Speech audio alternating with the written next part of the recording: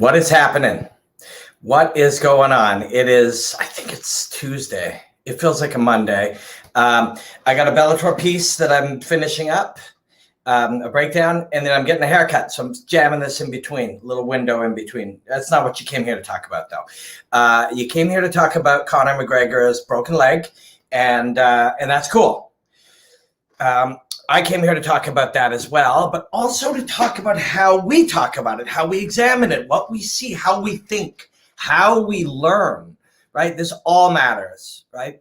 How we perceive the world is processed through how we understand the world around us, how we think, how we rationalize, how we use logic, how we understand the truth and facts. And there's a lot of situations lately where I realize we know a lot about something, but we're missing super foundational things that help us understand things. So I'll touch on this quickly. We're going to talk about an injury. What the fuck is a strike? Which leads us to, like, what even is a kick, really? I know, bro, it's super obvious. It isn't. The fuck is a kick?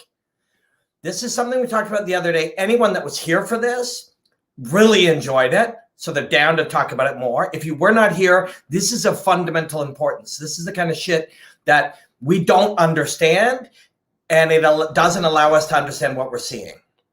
Dustin Poirier, the second best guy in the world. And some people will be like, bro, he's the best. Khabib, right? That's not an insult to Khabib or Dustin or anyone. I want to talk about how important, how brilliant that is. And how crazy we are with our obsession of what's the greatest of all time. What about being the sixth greatest fucking baseball player ever in human history? Do you know how special that is? We're going to take some questions and answers, right? Well, we're going to take some questions. Hopefully I will be able to assist with some answers.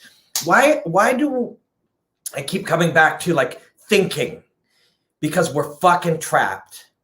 You know, I was talking about McGregor getting calf kicked their first fight. And I was talking about it as a narrative. Not a narrative that he or John or any of their people were starting. And in fact, I have friends in their group that were like, bro, it's not a narrative. It's like, a narrative isn't something you create. A narrative is something that happens where we all feel a particular way about a particular idea and it sticks. And so I've observed people fighting over, bro, it happened when he smashed the elbow. Bro, it happened when he hit the thigh. You know, it happened when he hit the knee. It happened when he stepped on the ground. There was a previous injury. People will argue about this despite the fact they don't know actually even what a kick actually is, or what a bone is for that matter, or how the mechanics of a break. I have a friend, Dr. Brian Sutterer. Dr. Sutterer specializes in sports injuries. He's talked about it. Well, I'll tell you what he said later. He and I are going to try to get together live this evening, 7:30 Eastern time. Dr. Brian Sutterer is a doctor. He has 10,000 hours of specialized study in the body. I am a martial arts analyst. I have 10,000 hours of specialized studies about martial arts. Together, we can peanut butter and chocolate this thing to shit, right? When he has analyzed it, and talked about it from a medical standpoint. Mine is and we have different areas of specialty, so we're going to bring that together later. But first, this is foundational shit, and it's very important. And again, quickly, we are traveling through the world trying to make sense of things that we only understand some, fresh, media-driven narrative about things. And that's news as well. People are fighting over the politics and news, and all they hear is what the media gave them. And I don't just mean, what you call mainstream media. I mean the website that you think isn't media. And people are arguing over this. People are arguing over a broken leg, where they don't know what a leg is. They don't know what a break is. They don't know what a bone is, and they don't know what a kick is. And I'm not trying to be condescending. This is foundational shit. So I'm hoping we don't only talk about Conor McGregor's. We got a fucking zillion questions, but we will get to those after, because I'm pretty stoked about this. I don't just mean we're going to talk about Conor McGregor's injury against Dustin Poirier. I'm hoping we understand a bit more about fighting and a bit more about thinking, the process of learning, because a lot of us are fucked. It's not our fault, but we are being tricked by the structure, the accidental cultural structures of the world around us to think in particular lanes of thought and not be able to think dimensionally outside of these particular lanes where we're programmed. And it's fucking dangerous and it sucks. I want you to be able to think much more dimensionally about these things. It's exciting, right? So to do that, we got to go back to the beginning. Here's a quick mechanism. You hear some shit about calf kicks and what they mean from a guy on television who is an expert, but he is put in the context of having to do it super fast. Then you get it repeated by a guy who is not an expert, but is very good on television. And then you hear it, and then you argue with your friends about it. So what is a strike? What is it? What is it? We watch it. What is it? We are fundamentally, and we are fundamentally taking a part of our body and weaponizing it, and through the movement of our tissues, the expression of our neurology, our nervous system, to create motion, to bludgeon somebody with a part of our body. Now, when we see boxing, you see these big mitts, you know, and many other sports, kickboxing, many other sports, you see these things, you think only of the receiver. Somehow in our minds, because we've seen it so much, we've imagined that this thing isn't a part of our body anymore. That it's just an inanimate weapon. Of course, it's part of your body. Boxing, which is a wonderful combat sport, and I love it, and I love watching it, I love training it, I love it. It has, and the way we presented it, tricked us into thinking these things are not in any way parts of our body. Now, I've got to commentate a lot of bare knuckle boxing over the last 4 or 5 years. Letway, talk about that in a second. Letway is a 900,000-year-old martial art. There's drawings of it, older, where people use their body, bare knuckle, no protection, a little wrap or tape sometimes, but essentially no padding, and including their head, and smash parts of their body against somebody else. That is what a strike is. When I knee you in the head, it fucking hurts my knee every time. And somehow the presentation of fighting, particularly because our modern fighting comes through boxing, and there's much more truth to it when the way we talk about boxing. Sometimes people go, oh shit, he broke his hand. And we act like that's some random occurrence that happened in only this boxing match. When anybody who's boxed a lot or has friends who have boxed, the pain in their hands at times from training, from fighting, from sparring, they take a beating. Now, micro breaks take place over time that actually strengthen things. This is a functional, awesome thing of the human body. Gently hit something over long periods of time and it will strengthen. Now, that is not inevitable. That is not sort of eternal, I should say. It doesn't happen until one day it's at adamantium. It goes, and one day it will go the other direction, or it'll break or become fragile. Age affects it, all kinds of things affect it, right? But we are smashing, bludgeoning parts of our body against somebody else. And this is one of the great disservices that people like me have done when we commentate. We have misled people into thinking this thing hits you and it does damage to you. Anyone who fought, anyone who has friends, close friends, they spend time with training partners, etc., they'll see a fight, they'll come back. The fucking shins are always smashed up. It isn't a check caused this thing. I'm doing a kick. That's all fine and good. Everything is cool. Somehow you executed a check. You pressed A, C, half moon on your controller. You did a thing. A check happened. Now I'm injured and you're fine. We bludgeon our bodies against each other all night long, all month long, all week long, our lives. Sometimes they become stronger. Pain starts to feel very different. Again, if you go back to those people who fight and people who have friends who have fought and people who are close to people who fight, but it's better if you do fight, this will connect to you. The first time somebody drills you with a leg kick, the first time they stick the bone into the curves of your quadricep muscle, you think to yourself, and you think you're going to fight one day, you think to yourself, how the fuck can anyone take this? It's so unbelievably painful. It's so debilitating. You think to yourself, and suddenly everything you've ever watched on television doesn't make any sense because you've seen these Thai guys kick each other 16 times and now it makes no sense. Like, how is that possible?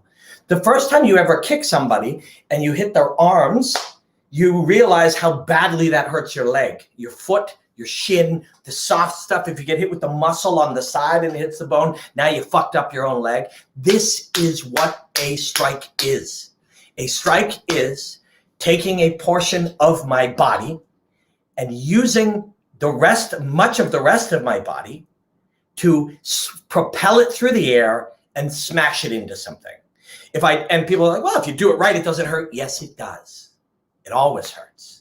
There are times you land that punch and it's great, and nothing happens, but then it aches the next day. People put it in ice, but you are bludgeoning it. Now, so let's go way deeper than that. So that's the beginning.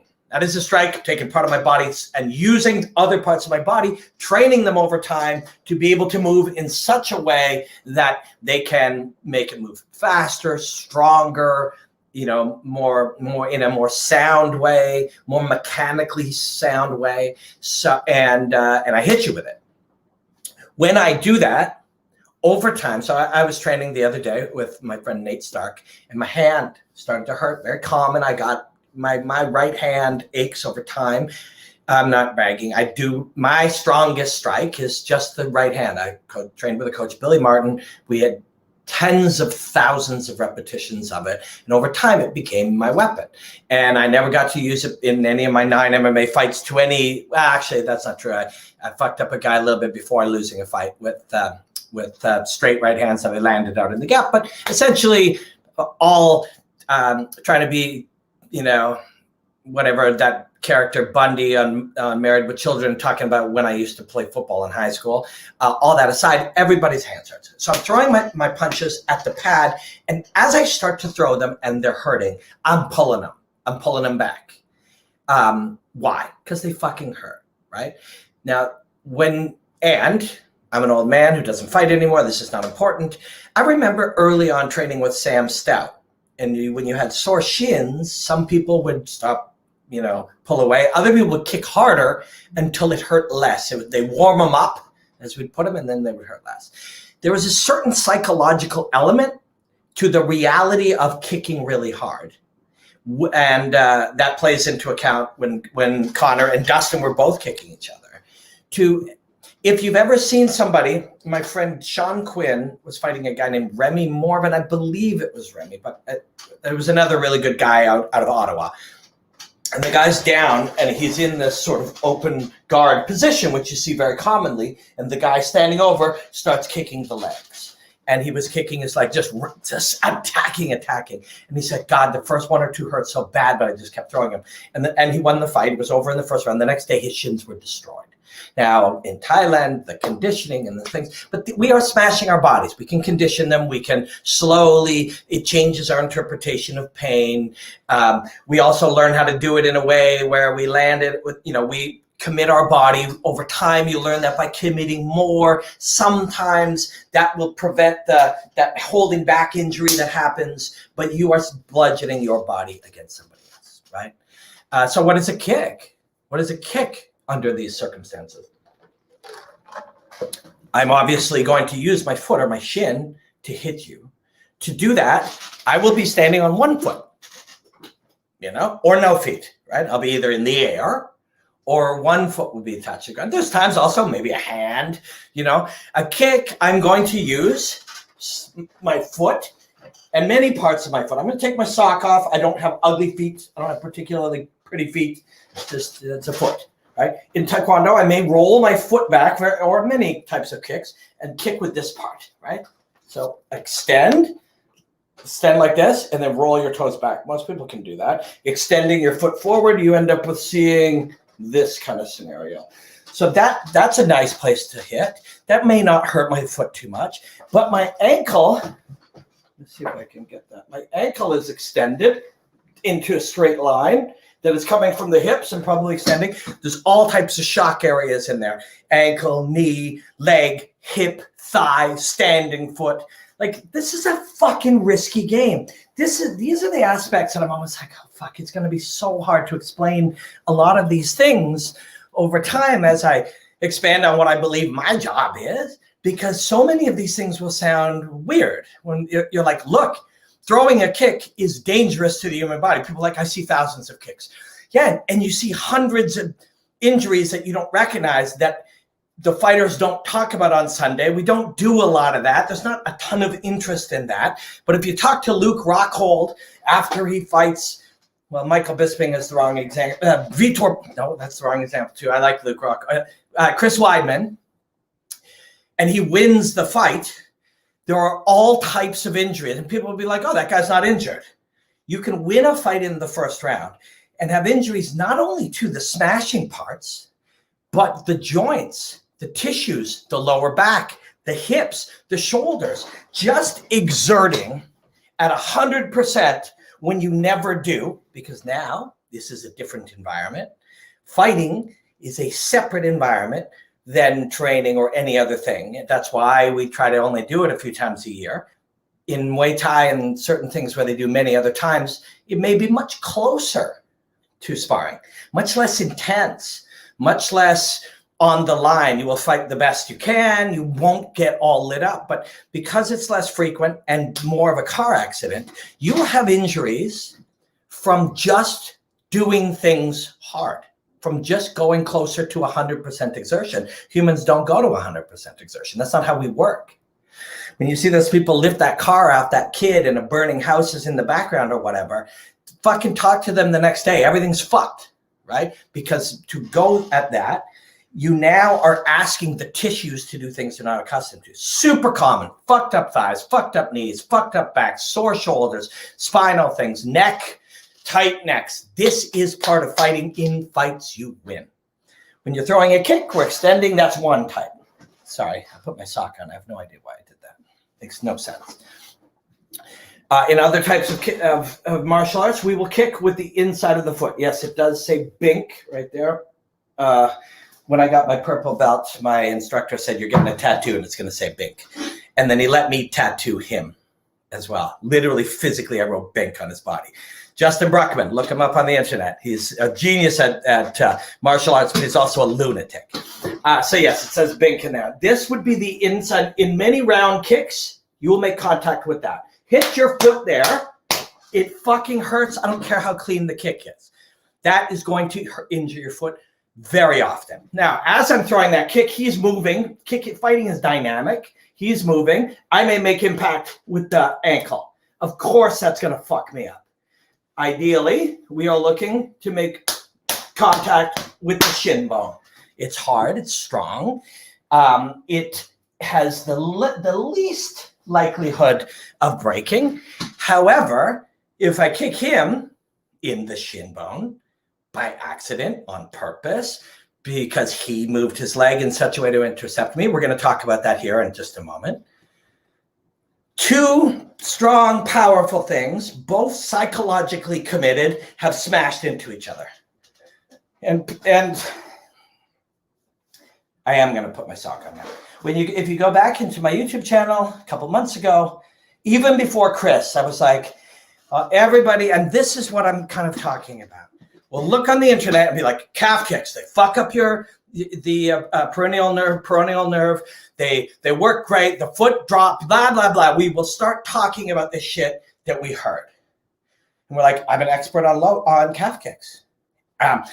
Somebody who's never done martial arts can call himself a martial arts analyst. Somebody on Twitter can just convince anyone who's listening and say, strike the peroneal nerve, the foot goes numb, now we'll hit him, he can't put weight on it, blah, blah, blah. Look, I know shit. If it was that easy, there would not be doctors and lawyers and fucking expertise. Expertise is a real thing, and it comes from things like foundational knowledge. If most people do not realize, and they don't because of how the information has been presented to them, in an entertaining way, in a hype-driven way, in a way to make them buy pay-per-views, but more importantly, when you have honest experts like Joe and like the best boxers ever, the only hindrance to the truth is time. That shit is happening so fast. Oh my God, big right hand, boom, crazy kick, man, his shin, checked, right? Because of the shortage of time, we must get into, the tightest we can, which means we must take complexity and hyper simplify it. And then people think that simplification is real.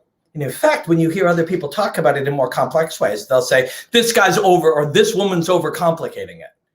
The world is fucking complicated.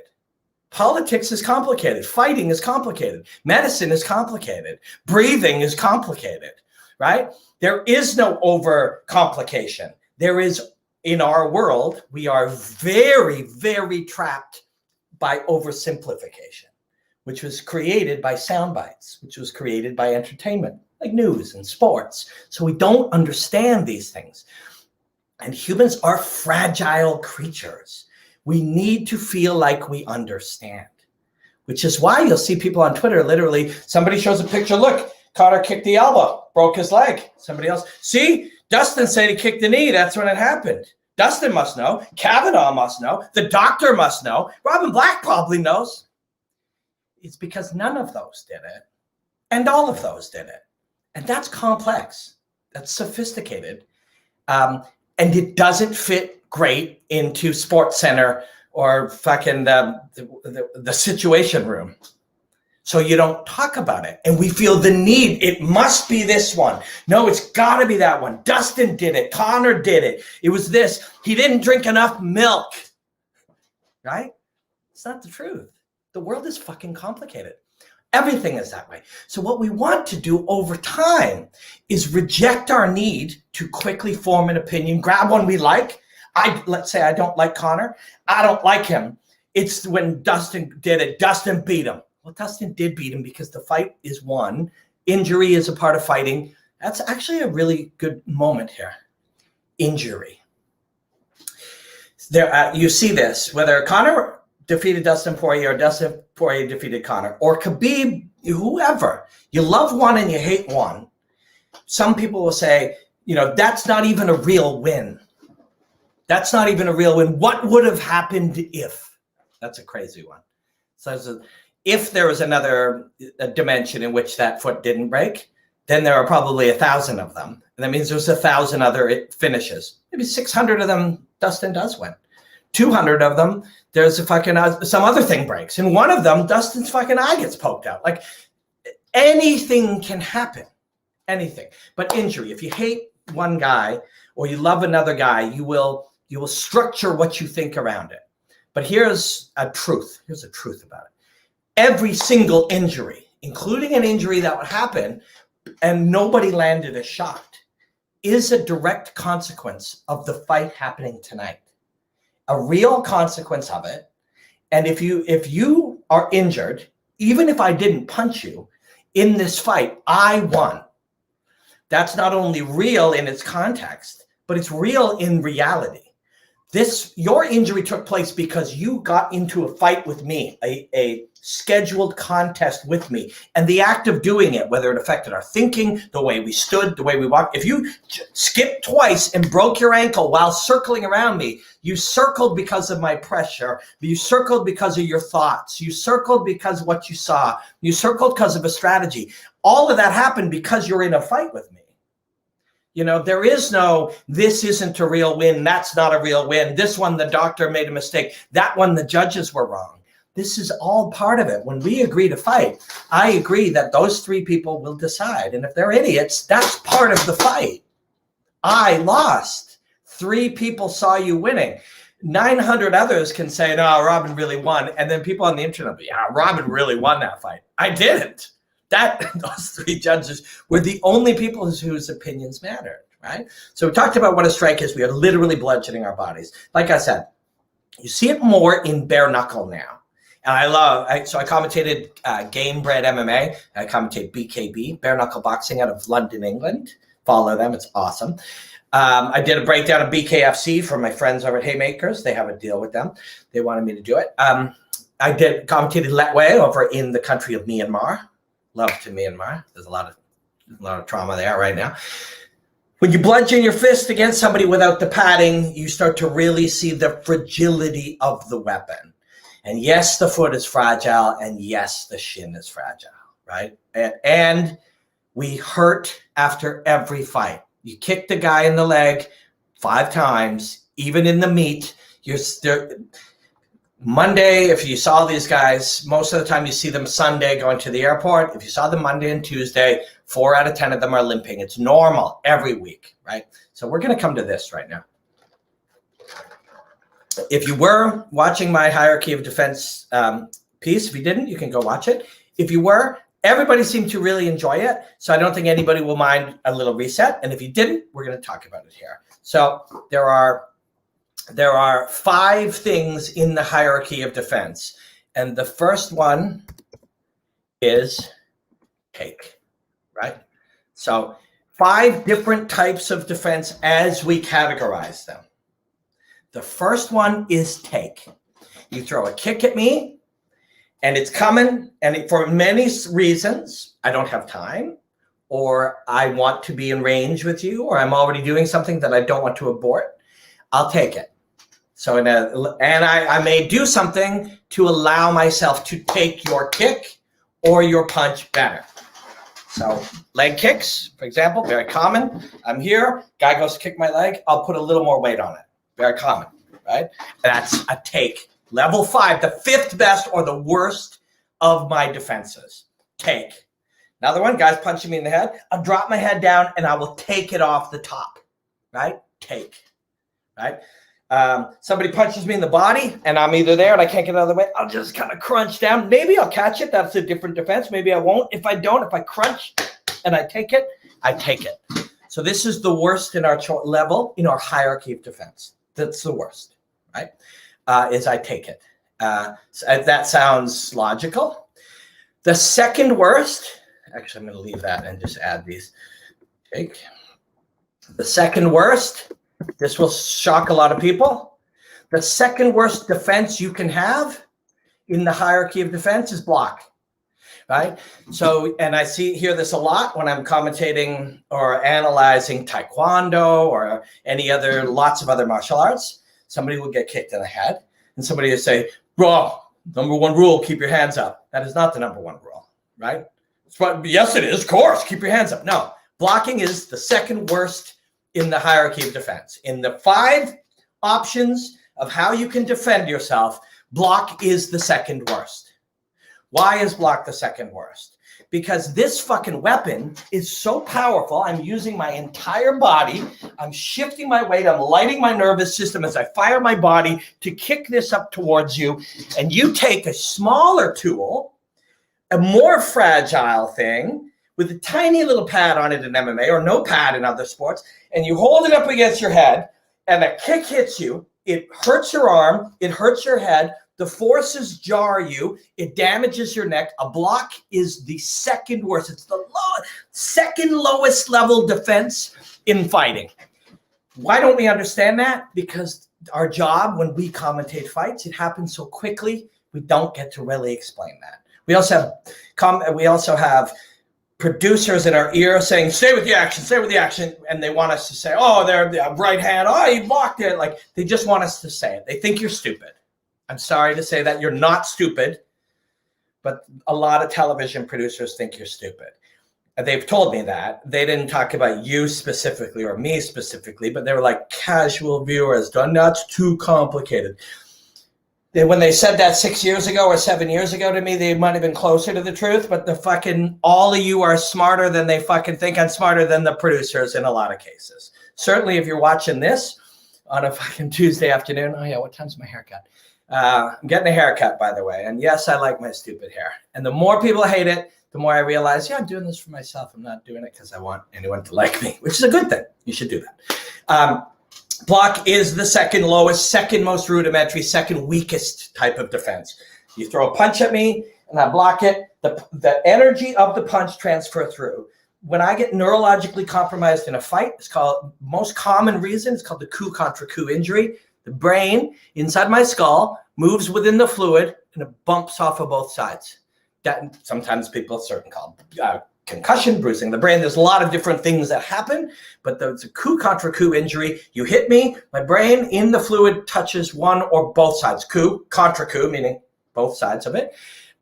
hits both sides. If I block your punch, you hit me, very easy that still happens. You can also injure my hand, my wrist. These are tools I need for many purposes, okay? So the second worst tool, counterintuitively and counter to what we are told when we watch fighting at the rudimentary level, we watch it mostly entertainment-based. We shouldn't believe when we watch an entertainment-based thing that somehow we could become experts at understanding it, which is why you should not be an analyst of politics if you are not a politician or worked in an environment where you could actually study politics. You cannot really be a combat sports analyst if you do not do combat, because you're only learning an entertainment-based presentation of something truthful. Block, second worst thing.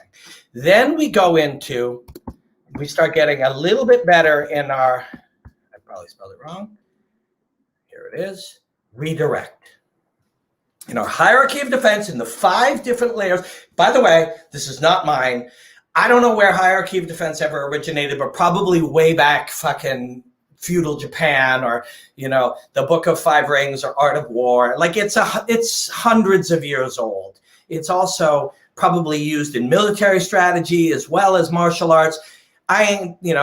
This is not Robin Black shit. This is just the information that if you actually study martial arts, not consume sports presentations, that you eventually just learn, right? Some instructors taught me this when I was fighting.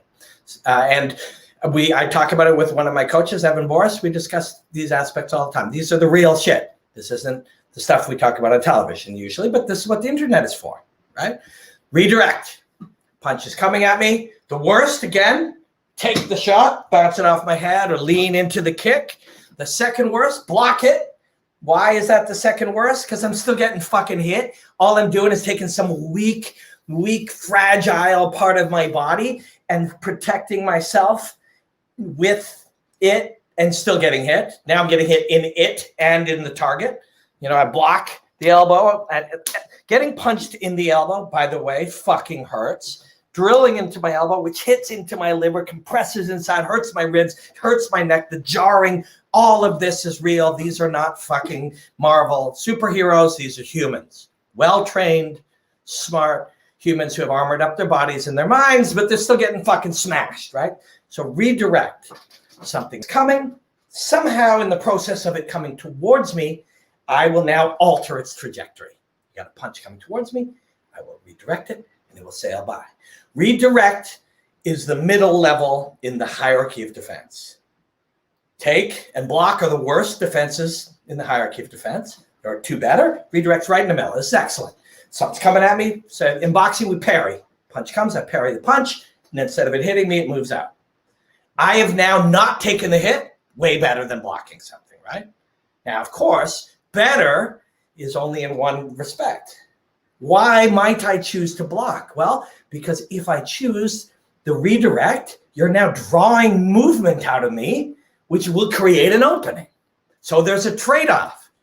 And again, part of our discussion today is how complex things are. You'd be like, yeah, but Robin Black passed on a 900-year-old concept of the hierarchy of striking. This guy should be redirecting. Well, against Izzy, I try to redirect his shots. When I do anything, something else changes. The whole physical dynamic changes. I'm here. This is going on. I try to redirect something, and now there's an opening over here. I try to redirect your kick. As it's coming to my body, I try to sweep it to the side, and instead you kick me in the head. Or you do something to my arm. Redirect. These are better, successful defenses that have a cost. Right? Now we're going to get into the ones that were at play in McGregor-Poirier 2 and 3. Right? Redirect, and where were we? Oh, yeah. Evade. So now this is in the hierarchy of defense, and we're going to talk about this, and then we have to go back because we got to figure out actually what happens with Conor and Dustin and other ones.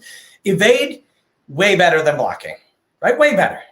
Blocking is rudimentary, primitive in our hierarchy of defenses, where evade is excellent. I have not been hit. Now there are each of these is not just a list. Now you know everything. I don't either. I'm going to study these concepts for another 40 years of my life, and I'll understand them in different ways. But when I evade, that's great. But where did I have to go, and what was the expense? What else happened? Did I do it? Did you make me do it? Did I have to do it? Now I'm reacting to you. There's millions of layers of all this. But you can see how in the hierarchy of aid has a better benefit because I've not been hit now. Now there's going to be other elements to it. Whereas where am I? Am I in a spot where I can hit you? That'd be great, right? If I didn't get hit, Michael Venom Page, Stephen Wonderboy Thompson, they're evading you in such a way that they're in a spot where they can hit you, right? So which of the, and then of course, not of course, but the best, the highest level in the hierarchy of defense would be intercept. Intercept you. You're coming in, you're throwing a punch at me, and I hit you before the punch can even be thrown, right? Now, and there are other conceptual ones. If I can manipulate you so you don't even punch me, I mean, that's not in this hierarchy, but obviously that's great. If I can create hesitation in you through other things, hesitation's even better. But this is what the experts and the ancients and whatever have considered this. Intercept. You're going to throw something at me. In the process of doing it, I do not get hit and I hit you. Now, of course, if we go back to what we talked about today, I've got certain things I'm like, guillotine, why is this here? It's left over.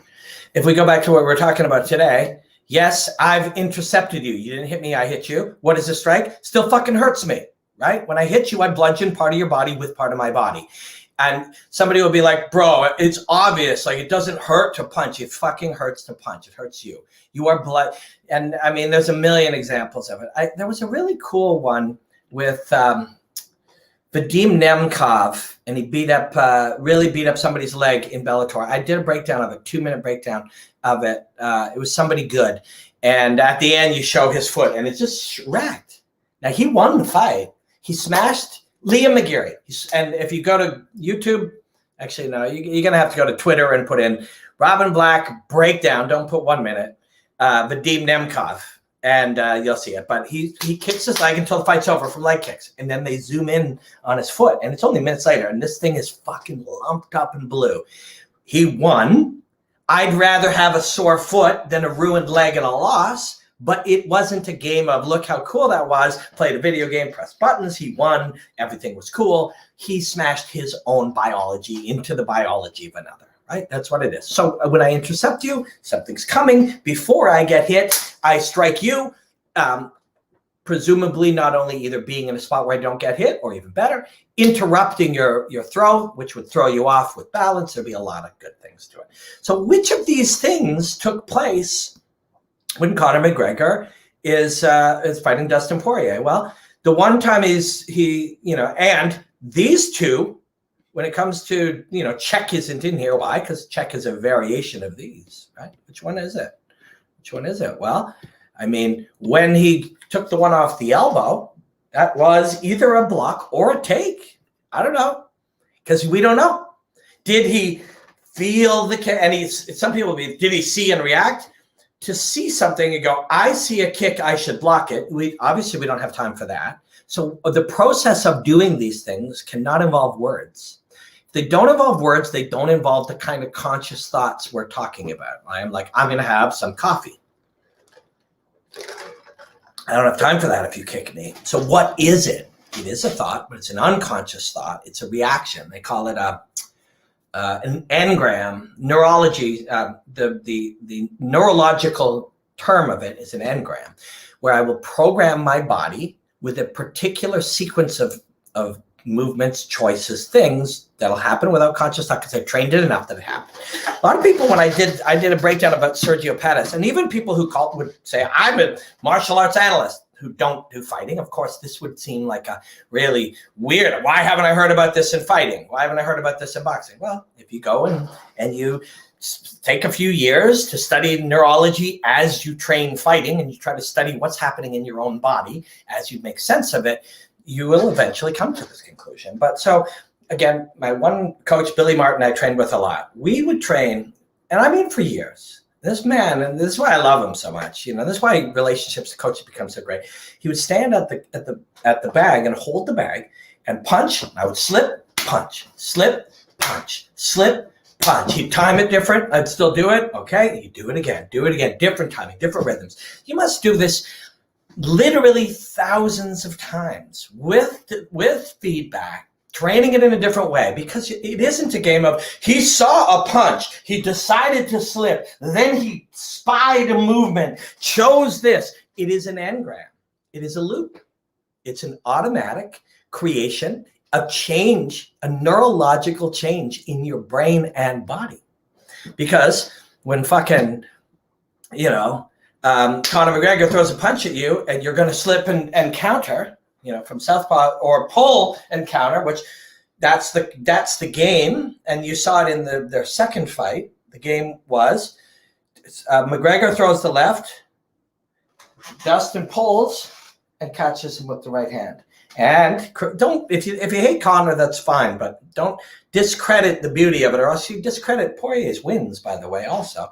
Later in round 2 of the first one, Conor would then fake the left to draw the shot, then throw his left, and that becomes the game.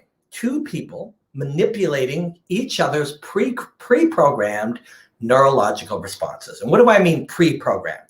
I mean sometime between birth and this fight, they created a programming in their neurology. And it's not fucking voodoo. Pitchers, fastball hitters do the same thing. Every athlete does the same thing. But fucking people who play piano do the same thing. Free climbers do it. This is what it is to learn, and some people call it fingertip knowledge. That would be the description of it. And you're like, Robin Black, what kind of nonsense are you talking? I never hear about this in a broadcast. The broadcast happens so fast, and there's a producer in the air saying, stay with the action, stay with the action. What's happening? You're not allowed to get into this. So we all learn literally horse shit, and it's not a disrespect. I love the people who do the job, and you got brilliant martial artists being employed in meaningful ways to get to do something cool, and a lot of them do it in entertaining ways and informative ways. It's great, but the mechanism of it doesn't allow this kind of truth to come out. So over time, and I desperately want people to be able to see this stuff, because this shit is fucking fascinating. What the fuck do you think is happening when Jan Blachowicz is, navigating Israel Adesanya's small movements? You think he's thinking? Not thinking, right? And people, you might say it's reaction, it's muscle memory. These are all terms that we invented. But what's really happening? You've trained your nervous system to see a stimulus and then execute a program that you have created in it. That program can have many sub-programs. It will have many sub-programs. So if you throw a jab and I slip, which was when I started to really examine this around 2006, and I started to truly, I have fucking so many books on focus, neurology, reflex, training the brain, because I had to understand it. And that's why study is so interesting. If you try to see something and try to figure it out, you're missing a lot of the information, which is why I was like, what's a kick? What's a strike? Because that fundamental shit. But if you experience all that, then you get to some shit you don't understand. How is it possible that a year ago, I couldn't slip an answer with a right hand without thought, and now I can?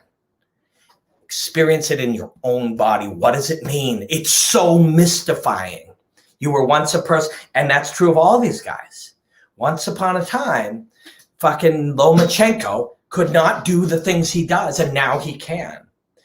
What would have happened if when he was 9 and you started to ask him how it worked, and when he was 11 and he was 15, what is happening in the human body that he can do this?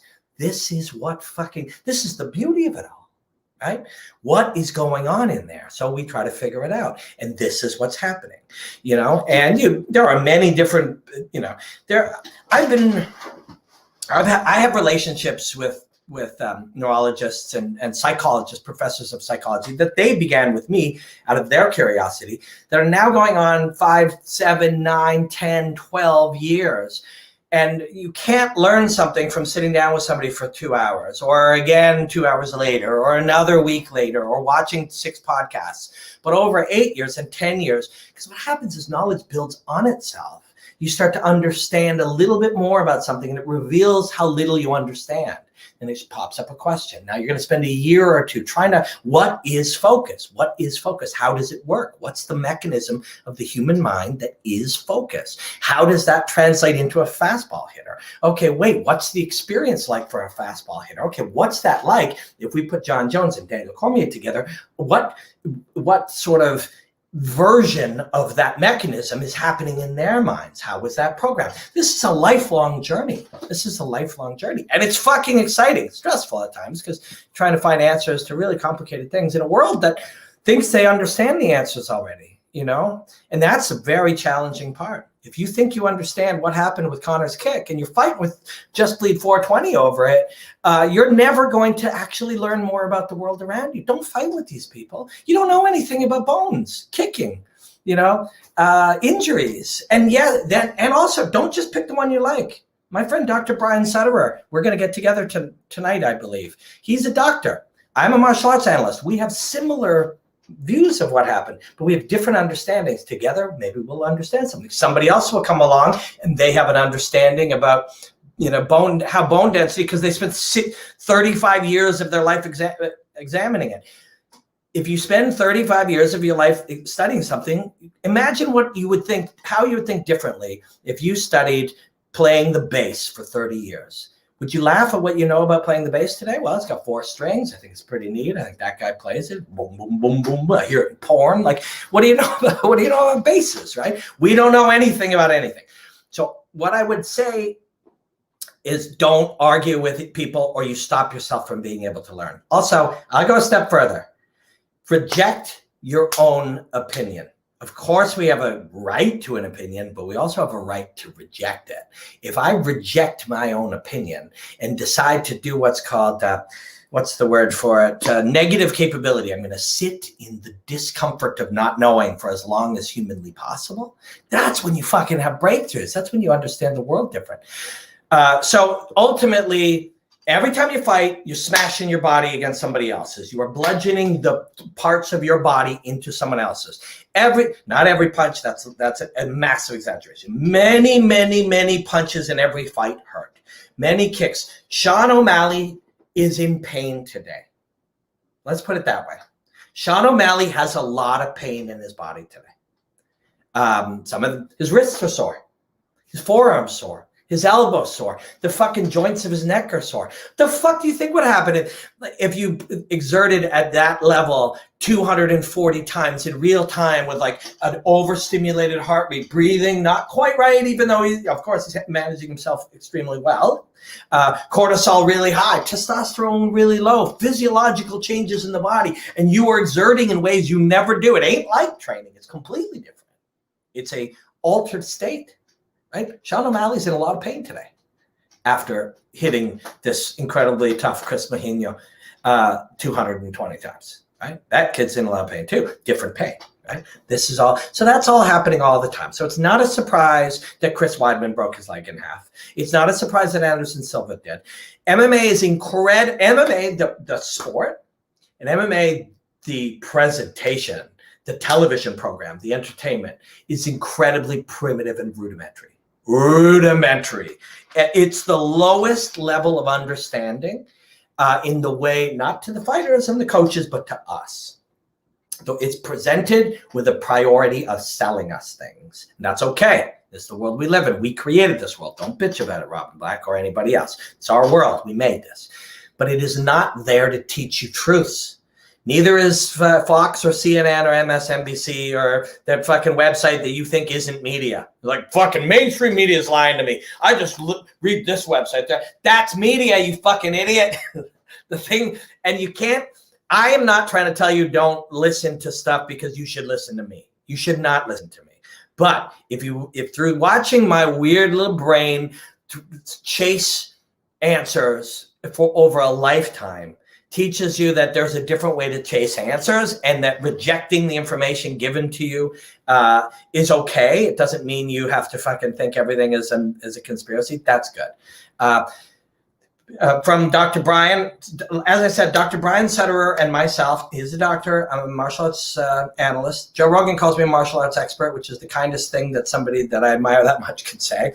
But I just call myself an analyst of human movement and combat. And the two of us are going to come together and look at it. But essentially, here's the problem.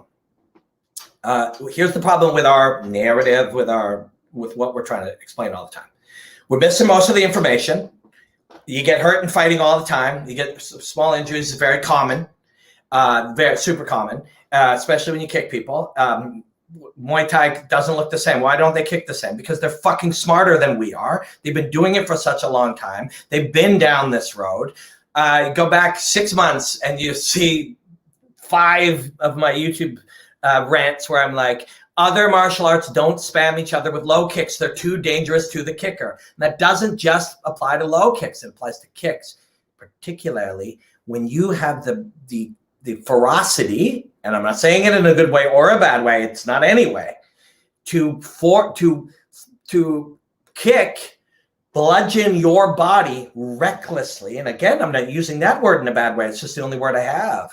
Without fear, without holding it back. You will fuck yourself up. Anderson Silva did it. Chris did it, but there's hundreds. That's the thing. Anyone who's been in fighting for 20 or 30 years has seen the hundreds. And then it goes down a little bit because people are like, fuck. You see 1, you're like, that's a freak injury. You see 2, you're like, well, I better be careful. You see 3 or 4, and you're like, wait a second, what the fuck are we doing?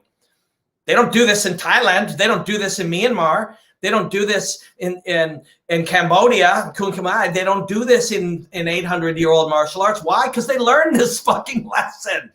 Ask Valentina Shevchenko, somebody who's really been around, not somebody who's some fucking, North American sports fighter, but the real lifelong martial artist. Ask her. People asked her 4 or 5 months ago about this new thing, the calf kick. And she's like, it's not new. That's been around forever. I've seen it 1,000 times.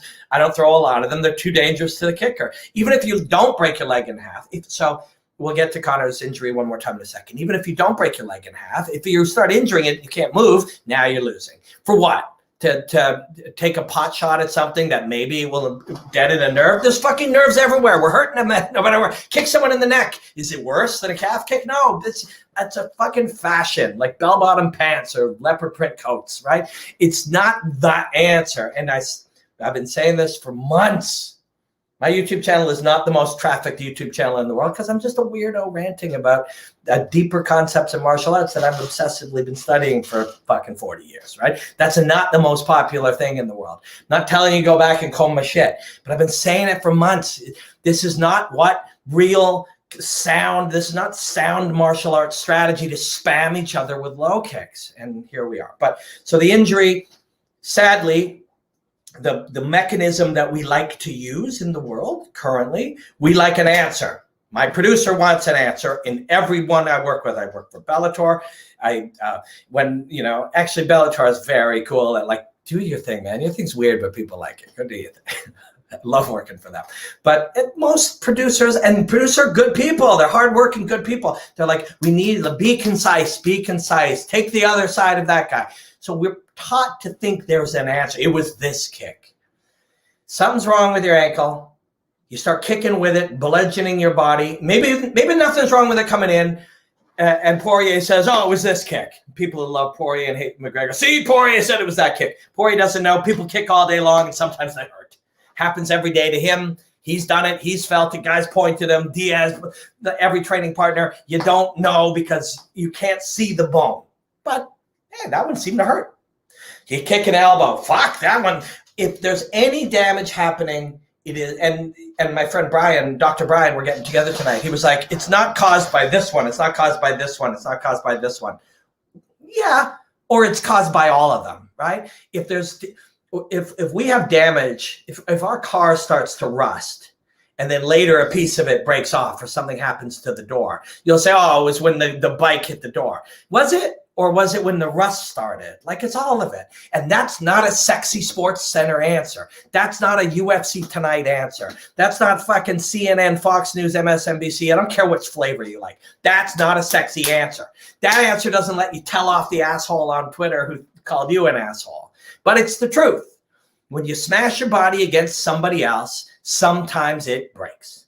And sometimes it breaks a little. And if you do it more, it'll break more. Maybe it broke on the elbow. Maybe it broke on the knee. Maybe it broke on the kick. Maybe it broke last week. None of it matters, because when you fight and you get injured, that is a win for me, and not metaphorically speaking. Whatever you did, if you kick me and I block it and you get broken, some people are like, oh, that's not a real win. That is a real win. And I don't mean that to a detriment. Conor McGregor, I consider him a friend. Dustin Poirier, I admire him. Every time I got to talk to him, I really like the guy. And I've enjoyed every second I've ever spoken to him. And I love his work, which actually leads me to another thing. We got a few things. I definitely want to take a couple of these 200 questions. But this is something I wanted to talk about, speaking of. Dustin Poirier is the second best fighter in the world. His last 10 fights, he's won 9 of them against the best. And he lost 1 against the actual best. What the fuck is wrong with, why am I yelling at everybody today? I don't know why. I love doing this, and it's fun. And this is not my normal state. And this is me being passionate. I'm mad. I'm joyful. Oh. But what is our fucking obsession? Is this guy the GOAT, or is this guy the GOAT? Is this now? There'll be a picture of like me and some friend of mine, and somebody will write 2 GOATs. It's like, wait a second. I thought that meant greatest of all time. This is, and I'm picking on broadcasting today, but this is how we learn. Unfortunately, for the last number of decades, we watch the NFL or CNN or fucking Fox News or whatever, and it programs our thinking. It dominates our thinking. We somehow, if we said, this guy's one of the greatest in the world, this guy's one of the greatest, the winner will get a title shot and fight the best ever, this guy's the best, this guy's the champ, no, this guy's the champ. These guys are fighting for the interim belt against the undefeated champ to make the championships. This guy's a double champ. This guy's going for triple champ status. This is the greatest of all time. Who's on the Mount Rushmore? Fuck all that. It's a flaw in us. We don't understand greatness. We're looking at some hierarchy, a list. It's not a fucking list. If Dustin Poirier is the second best fighter in the universe right now, and if Khabib happened to be born 10 years later or 10 years earlier, it doesn't matter. It doesn't matter. Greatness is greatness. Greatness isn't an end result. Greatness isn't a belt. Greatness isn't a title. Greatness isn't your name in the thing. Greatness isn't a list. It's not the top guy at the list. Greatness is what we're supposed to be aspiring to. You know, being the 4th best middleweight ever, being the silver medal in some fucking platform diving thing. Do you know how fucking special that is? We fucked up. We fucked up our own programming. We fucked up somehow through positioning, through hype, sales, marketing messages, the prioritization of that. The UFC's bad for it. The NFL's bad for it. You know, the fucking NBA, like the Olympics, these things are bad for this. There's 240,000 people who do the thing you do. And you're brilliant at it. You make a great living at it. You inspire your family, and you're the 11th best on planet Earth. That's fucking special. We're not supposed to look at the silver medal and roll our eyes. This is not logical.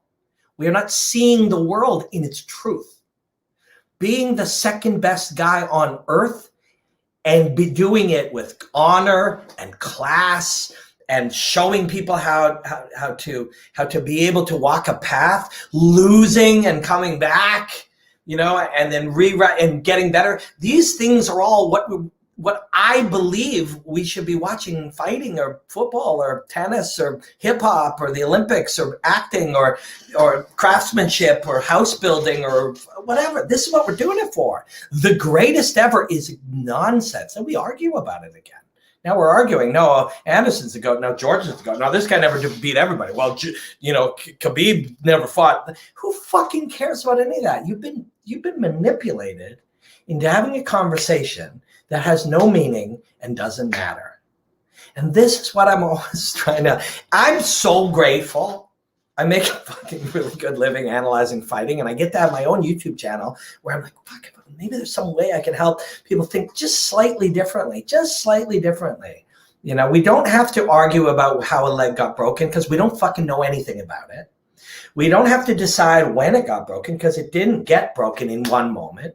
We don't have to decide whether that means Conor sucks or Dustin's awesome or both or neither. We don't have to debate who's the greatest of all time because that's fucking stupid. Instead, we can look at all the, there's 100 NBA players who by watching them, your life will become better. 26 of them will fuck up in ways that you can learn shit about how to not do.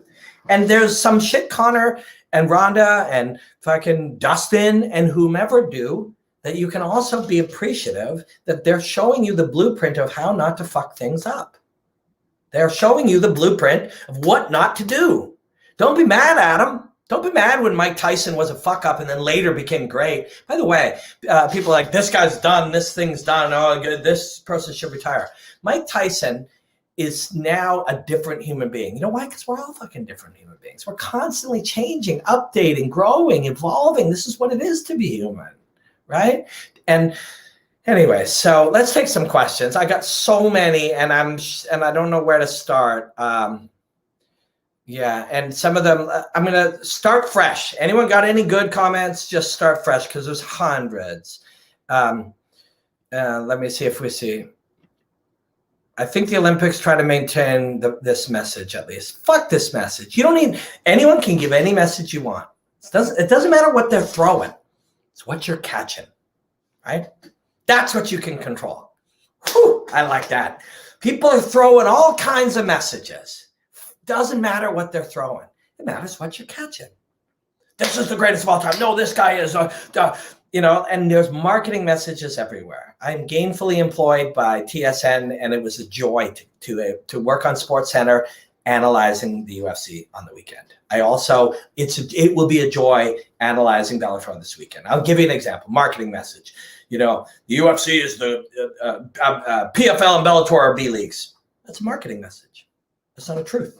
They can throw that. You can't stop them from throwing that, but you can decide what you're catching. And what you're catching, it can be because you're gathering different ways of thinking rather than just sitting there catching whatever they throw you. Coke adds life, you know, fucking grab one today, whatever. These are marketing messages. Don't fucking succumb to them. And I made a post about Conor, and I like Conor. I get it. Like, you know, Dustin is the winner, and I'm proud and happy, and I'm glad to know. And it's exciting to be able to see somebody have a couple of years like this guy had. I'm thrilled for him. But I'm also not down on Conor. There's many things to learn from him. But it's getting weird, no question about it. It's getting a little weird. But so there was a thing Ronda Rousey said, you know, I'm amazed that you were promoting the fight, and the UFC is lucky to have you. I moved into, we all have different skills. We actualize in different ways. Some we develop intentionally through deliberate practice, like slip, punch, deliberate practice. Some are developed passively through life experiences. You know, you're around things and shapes you. These two individuals, Ronda Rousey and Conor McGregor, like a lot of modern performers, have developed a talent to elicit emotional responses from observers. They make people love them or hate them, and they use those emotions to steal attention, promote events, and amass influence and wealth. This part is what was important to me. This was the point of my whole thing. Are we allowing our emotions and ultimately ourselves to become a commodity to be harvested? Right?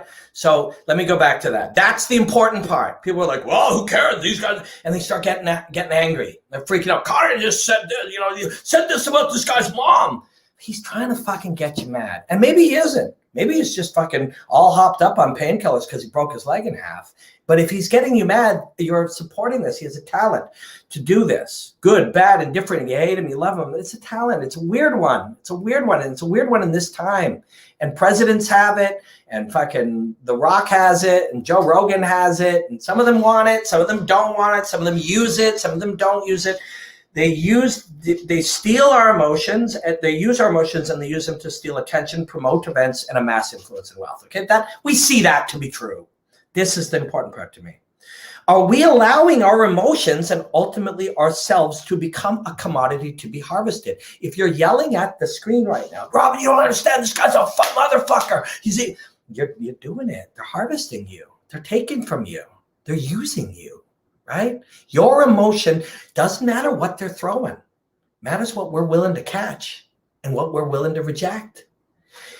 Somebody, and that includes, I'll kill your wife.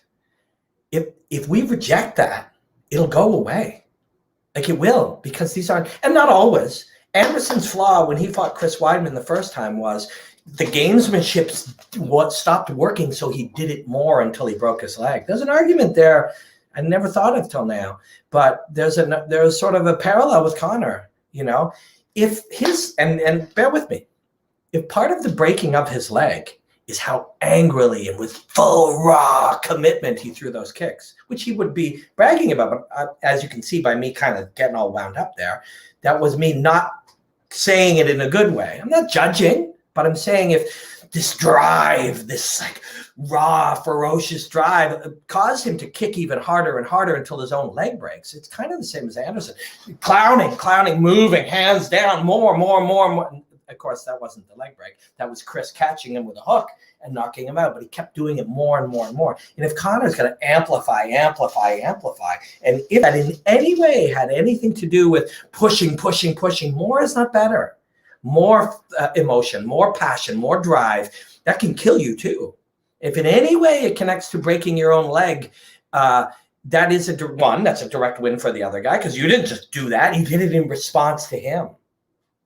You're trying to undermine him, wife, kill, all this kind of stuff. He rejects it. He goes, no, I'm too strong for this shit. Causes you to act a particular way. He creates that dynamic. Now, I'm not saying that's what happened. I'm not saying emotion and drive and this, like single-minded, but part of the act of breaking your own leg can be because you're pushing it too hard. The natural human tendency is we don't smash. We are, like we said, what's a strike? What's a kick? We are bludgeoning parts of our body against somebody else. There is a sane level at which to do that. There is a sane way at which we do that. And if you go into the insane, maybe you're going to break yourself. I work with a guy whose son is in the NHL. It blows my mind every day. Yeah, it's cool. Unfortunately, no tales are written about people that came second best. That's absolute horseshit. That is horseshit.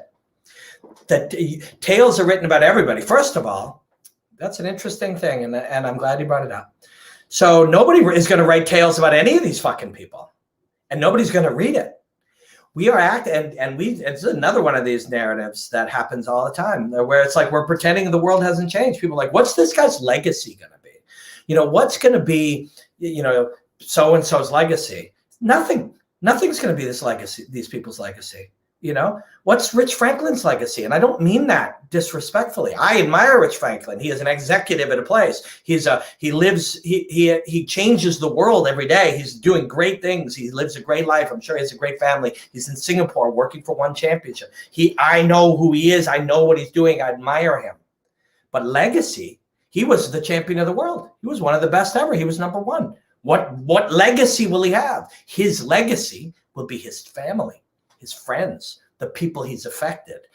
And he lost to Anderson Silva, and whether he did or not, he also beat everybody else. Whether he did or not, it didn't matter. His legacy wasn't, no one's going to write tales about any of these people. No one's going to write tales about you. No one's going to write shit about me. They're not, what will Israel Adesanya's legacy be? I love Israel Adesanya. He won't have one, because we live in a world of so much information. There are hundreds of millions of people writing legacies to themselves. There's an internet stealing our attention constantly. We live in a world of notifications and all kinds of shit. There will be no legacy for any of these people, because we live in a time where nobody's going to be remembered. So live a fucking good path. Nobody's going to be remembered. And people, you might say, I remember George St. Pierre. That's one. Two, that was a completely different time. Less, 1/1 billionth of the amount of information in the world to compete to get your legacy through. This is not a reflection on me, you, Israel Adesanya, Rich Franklin, whomever. This is a factual truth about how information is shared in the world, how our attention has been stolen, how our minds are being overwhelmed with things. This is a factual truth about the world. Ain't nobody writing no tales about who came first. Who got the gold medal in fucking speed swimming? I don't know, but he'll be considered the same as the guy who got fourth to his family if he's a good human being. If he changes the world around him, if he does better things for his neighborhood, if he helps the people around him, if he leaves the world a better place. The guy who came fourth in the fucking 100-meter breaststroke may leave a more important factual legacy than some gold medal. You're being fucking misled. If you're sitting around arguing about who's the greatest of all time, it's all nonsense. The greatest of all time is somebody who changed the world. Somebody who did something. Don't chase money. Don't chase fame. Don't chase gold belts. Don't chase any of this shit. The path is trying to find purpose, meaning. We're looking for meaning. And if we find meaning, we positively affect the world around us. And I like Conor McGregor. I hope to speak to him in the coming weeks and go, oh yeah, he's the same guy. He's a smart dude. He's like, he's thinking and he's looking. But he may also, when you're chasing $1 billion, there's no meaning in that. When you're chasing another belt, there's no meaning in that. When you're chasing revenge, there's no innate meaning in that. As you get to 30, 35, 40, you're like, what am I doing on this planet? And what we're doing is not trying to fucking be the greatest of all time. Because if it was, there's 1 billion people competing for that title in a particular thing. Who's going to be the most followed on Instagram? That'll be one person. If the other billion are chasing that, then what the fuck are we doing, right? There's an excuse to make every fight if it makes money. Yeah, well, yeah, that's a whole other thing about the world we're living in, right? Money is driving shit. Doesn't have to. Dustin's mindset throughout the whole thing is admirable. Yeah, I agree.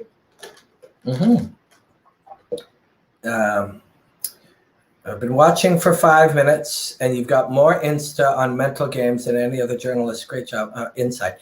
Thank you. I'm not a journalist. Journalists shouldn't have insight. Journalists shouldn't have insight into mental strategy. It's not their specialty is journalism, where my specialty is studying combat for decades, for my whole life.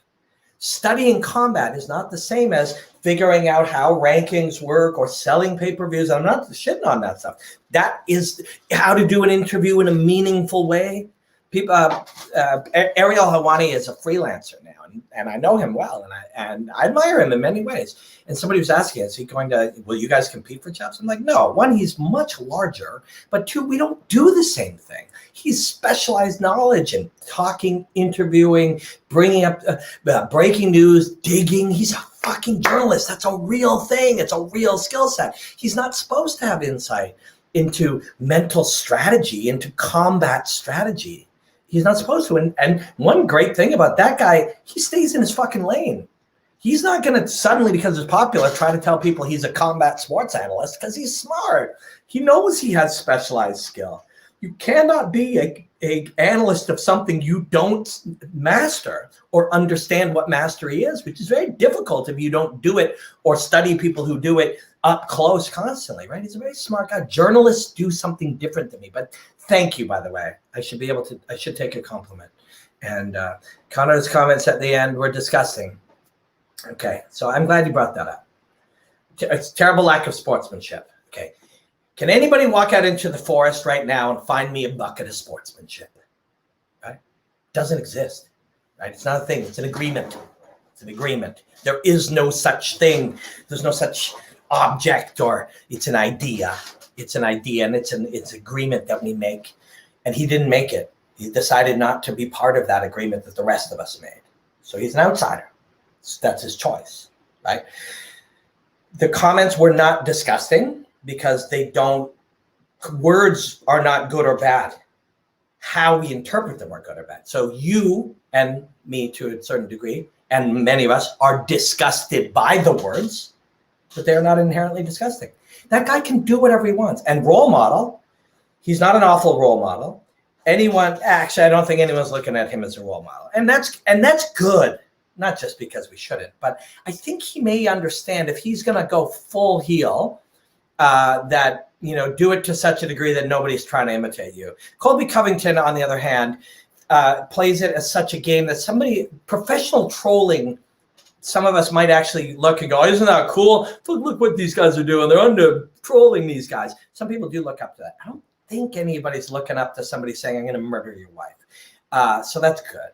But yeah, like, I mean, he didn't agree for whatever reason. We all agree. And people, and I talked to Boss Rutten about this yesterday, and it's like, I think we should leave religion out of it. I think we should leave family out of it. I'm like, I agree.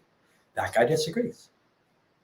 So what happens when you decide that instead you are going to talk shit about Khabib's religion, or you are going to talk stuff about people's families? There will be benefits. If you can undermine them and get them to behave differently, that may give you some benefit. There will also be, first of all, you have to deal with your own inside feelings, right? I'm not going to talk shit publicly about somebody's wife or religion. I'll feel terrible about that.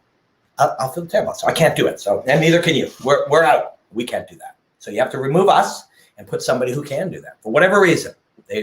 They see the world as a game, or they don't care, or whatever reason. We can judge it if we want, but we don't know the reason. But for some reason, they can say that. If we remove our inside feelings, again, you and I are not doing this because we'll feel shame or pain or embarrassment, or we feel like we're doing something damaging to the world around us, so we won't do it. Somebody else chooses to do it. There will be some benefit potentially, maybe. That gets people fucking talking and sells pay-per-views. That's a benefit to you. If money's important to you, then it's a benefit. If you undermine them, somebody's calling me. I feel like it's the government. I'm out of quarantine now, but I feel like it's the government checking on me. Sometimes they do that here. It's a little weird. But you may undermine their confidence or their focus, and that would be a benefit to you. But there'll also be negatives. The biggest negative will be how the world views you. Now, if you don't care about that, if you really truly don't care about the opinions of others, and that's a powerful thing to a certain degree, then you don't have a negative. What's the negative? People are like, wow, people hate him. They still buy his shit. It's like, oh, well, it's going to lose sponsors. He didn't. He actually gained more followers. Like, the negative is our opinions. And if you don't care about our opinions, you don't have a negative. It's up to you. We all are free people. He's free to say shit about Poirier's wife. We're free to be repelled by it. This is life, right? We're free to be disgusted by it. And that's how it works. And that's okay. Shane Carwin had a great fight with Brock. He did indeed. Yeah. Conor is different, though. His legacy will be etched in stone. Yes, it will. And that's up to him what that might look like. Although he's still young, because Mike Tyson looked real bad right about now. Most people won't remember that. They think of him as this lovable creature. Mike Tyson shit looked real bad right about now. So it's not like everything is written. We often think where we are in the timeline of life is like forever. It isn't, it isn't. Just the same way as people at that time thought he was the greatest thing ever. They could hate him now, love him again later. Everybody likes a fall. Everybody likes a climb, but he's in a challenging position. No question about it. We reject it, and we should, I don't know. I missed something. Obviously, it's a chat in one of our streams. Franklin was a UFC champ. He was never one of the best in the world, same as Chuck Liddell. So there's, I guess, your thought of his legacy. And yet, when they show Chuck Liddell, so people are like, nobody writes stories about anybody. Or actually, let me take that back. Here's the problem. Somebody said, nobody writes stories about who came number 2. Here's the problem. Everybody writes stories about everybody. I got it backwards. The reason it seems like nobody has a legacy is because everybody has a legacy. If every fucking show you're trying to sell me an ad that says a highly anticipated matchup between the two best in the world, then there's no such thing as a highly anticipated matchup between the two best in the world. Because if everything is highly anticipated, then nothing is highly anticipated, right? If everybody has a legacy of greatness, nobody has a legacy of greatness. And this is our flaw. We remember Chuck because he was special. He was unique. He was imperfect, and imperfect is good. We're all imperfect. Kids will watch his movements from earlier fights for years. Yes, they will. They will, agreed. Could some of these issues with the fracture be due to rushing the process? The Thais say it takes a long time. No. I will, my friend. I got you, but what rush? I mean, the guy's been doing mixed martial arts, and kicking pads and kicking shins and kicking stuff is not new to the last few fights. He's been doing it since he was 17 years old or 21 or whatever. And there's no rushed process. He is a he is a world champion, former world champion free fighter. Just because he didn't throw a lot of kicks in training didn't mean, or in fights, didn't mean every martial artist on earth at that point is he's thrown 20,000 kicks in his lifetime. Right? I see where you're coming, but that so much it breaks when they enter battle. Yeah. So they practice with, so actually, if you said, yeah. So you practice so much that the thing eventually breaks. That's not his a flaw either, but that is the flaw of the guys who kick trees and kick poles and whatever. It's just harder, stronger, unbreakable, and one day it breaks, right? No, he kicked too hard, not using the self-control of a calm, flowy martial artist. That's part of it. It also hit a thing. There was an injury. He smashed it a few times. He stepped back on it. But a calm, flowy, expressive martial artist has a tempering to how they use this. If you're doing it with emotion and anger, you're going to fucking smash that thing. And that's not like, oh, he kicked so hard. It's not a compliment. It's a compliment to the other guy. The other guy, either through his serenity, through his reaction, his non-reaction, his fighting, the pressure created, the other guy created that scenario in which he's doing that.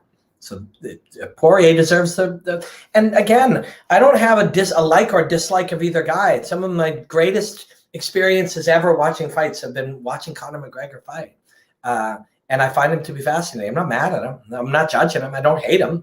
But Dustin Poirier won these two fights. And, same way as so similar to Anderson Silva, not just the leg break in the second one, but yeah, it's a weird one. This part of the process also, but where not to kick, I mean, wherever I'm kicking, you're going to move. I don't get to target. You're not stationary. You're not stationary. So, yes, I learned where not to kick, but that, where I'm kicking won't be where I hit, because if you're really good, that's, our attention has been stolen. We give it away. Okay, that's interesting. Jess, I appreciate that. So our attention has been stolen. We give it away, but we have been influenced to think that we are not giving it away. We've been tricked slowly. We've done it to ourselves. We're not mad at anybody. The society's there's not some cabal of pedophiles trying to fuck with us. Just the systems of the modern systems that we've created have, tricked us, or we've tricked ourselves into thinking we're not giving it away. Like, comment, subscribe, and don't forget to hit the notification. Tupac, sorry. How Toronto is that? Thank you, my man. I don't know who the GOAT is. No, there is no GOAT. It's nonsense. Whoa, no. Did you say I do know? Come on. Yeah, you're getting weird. Same kind of mechanism, right? Like, popularity and being different and being able to get reactions. Some people are mad, some people hate them, some people love them. That is a skill. That skill does not have to be connected to being a good fighter or politician or whatever. That's a separate skill. Phelps is remembered for winning all the gold medals, but the guy who got the silver medal didn't get the same deals or recognition. Yeah, but what about this year? Okay, also, we got another question. Deals. Who gives a fuck? There's nothing in the world that says we're supposed to be motivated by deals. Recognition. There's nothing in the world saying we're supposed to get motivated by recognition. We're told to do that. We're told to chase these false gods, right? We're told to. Society convinces us that's what we're supposed to do. The guy who got the silver medal could be married to his best friend, living on a ranch with beautiful horses, traveling the world, learning, reading, a father of some wonderful kids, teaching an incredible thing with only $2.6 million in the bank for his family. His life could easily be better. The Hippocratic Oath is an agreement. What if a physician decided he didn't want to honor the agreement? Yeah, but then lot different. We need that guy to do it, and we will bring him up on, he will harm all of us. But I get where you're jiving. Conor didn't. Agreements are important to society. I get where you're jiving. We've never. So what Say is saying here is, I said earlier, sportsmanship is an agreement. It's not a real thing, right? It's not real. You can't go into the forest and grab me a pocket full of sportsmanship. It's not a thing. It's an agreement. But yes, agreements are really important to societies. We've never regulated entertainment agreements. But, I don't know. I don't know if we should. I don't know. That's a really interesting point. But it's not, we have regulated medical agreements, right? We have, and we haven't this, but the sport was literally founded on the bravado. Yeah, I know. And I don't like it. It's not for me anymore. It's not what I care about at all. First time watching this, I've known of this guy, enjoy his opinion, but this is so much more illuminating the way you're talking about fighting right now. Wow, man, thanks. That's so kind. That's really cool. What has martial arts taught you about yourself? Holy fuck, everything. Everything good in my life is a direct consequence of studying martial arts. My relationship with my wife, who's my best friend, my job, the way I see the world, my general happiness, the meaning in my life centered around learning and trying to become more than I was. All of that's from martial arts. Hey, this is good. Good. Quality journalists. You didn't put quality, but we should. Collect information with no bias. Journalists are very important. Very important. Different skill than I have. Do you think Conor's wealth has caused him to use his competitive edge? I think that's a narrative. And I think that's an unanswerable narrative that sounds really cool and it makes sense. And a lot of times we're like, oh, that makes sense. Yeah. Rich. Yeah, that's not. But there are examples of wealthy people that have not. So they may be connected. They may be correlated. They may be causation, correlation. We don't know. But it sounds great. It's a talking point. It's easy to talk about. Max Kellerman can sit with Tony Atlas or Stephen A. and we can bring it up and he says yes. And he says, what about this? What about Floyd? And then this guy says, and they yell and then we made TV and it's great. Now we all think that way and that's great. Nick Diaz has a popular legacy even when he lost a few fights. Yeah, that's a great example. Nate Diaz is more popular than 19 out of 20 champions, number ones. Yeah, we did that one. Wikipedia has legacies written on them every day. Exactly. Everybody's got a legacy. So what that means is nobody's got a legacy. You fight to win and get rich. Who cares about remembrance? You might think fighting to win and get rich is what's important, but everybody doesn't agree with you. Neither should anyone have to agree with you. Fighting can be a journey. I wanted to win and I wanted to get rich. I lost as many as I won and I did not get rich. However, the path, and if somebody would ask me about it now, it's very difficult to tell a kid, of course you do everything you can to win, but there's two of you who are doing that and one of you may not, based on any number of factors, some in your control and many not. So what are we here for? If we lose, did we lose everything? Is everything failure? If the only things our goals are win and get rich, Conor has done a lot of winning and he's gotten rich. Doesn't quite seem happy right this minute. I could be wrong. Maybe he is. I don't know. He knows, and actually he doesn't know. Most of us don't understand ourselves very well, and that includes successful people. And then what about people who did not win and did not get rich? Abject failure? No, it's not. You don't do anything only for the outcome. You do things for the path. The point of the journey is the path. The outcome is just a direction. It's just so it points you in a direction and you begin, right? Like the destination only sets you off on your journey. It's not the point. Do you think, we discussed that. We don't know. Yep, journalists collect information. Good journalists live in a crazy time with a crazy pace. It's hard to filter all the incoming information and costs so much energy. Monks have it great. We can just say, fuck it, we're going to be a monk. But we don't have to. I don't agree. I enjoy being an analyst more. I don't like journalism. I never wanted to be a journalist. I'm deeply curious about things, but there's a real important value for journalists. What has martial arts taught you about yourself? We said, very kind stuff from Devin. Thank you. Wow, a lot of nice stuff. Holy fuck. Feel Conor can grow as a martial artist. Yeah, of course he has. He has his whole life, but you can regress ever so slightly psychologically focused wise. Doesn't mean he did, but you can. You always grow. And failure is one of the strongest, facilitators for growth. People, the worst thing you can do is not take a risk because you're afraid to fail. You have to try. You have to try with everything you have. Failure may still happen, but the trying makes your life better. The failing gives you a new direction, readjusts your journey, calibrates some of your tools, whatever. But you must try. There's a whole world of people who are like, this guy should quit. They don't like seeing people do. And I'm not mad. I'm not judging anybody, but you got to reject that. We must do. We must try. This is the point.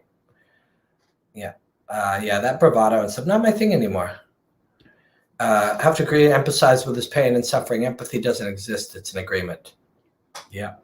I mean, I don't know. That's a real tough one. I feel empathy. I feel it. It's a feeling. It doesn't have to be an agreement because we don't all agree even with what empathy is. Empathy is an intrinsic feeling.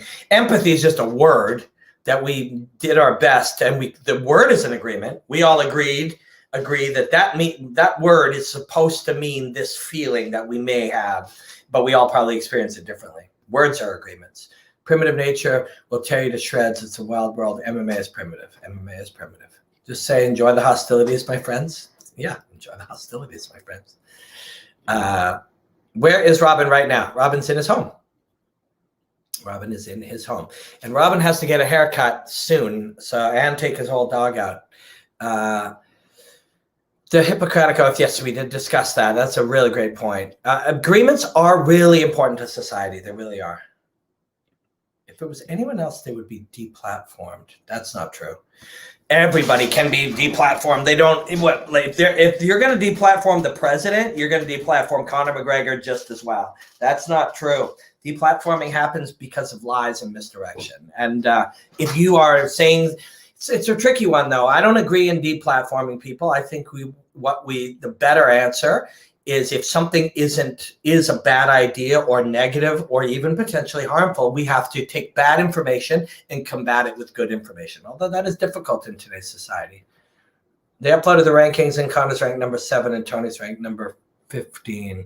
Yeah, but you got to understand your rankings are created by journalists. Again, journalists have an exceptional skill at storytelling, interviewing, getting of information, etc. They don't have exceptional skill at assessing martial arts abilities. So they have to use wins and losses and popularity. It's what they have, right? So in other words, just disregard rankings. They're not important.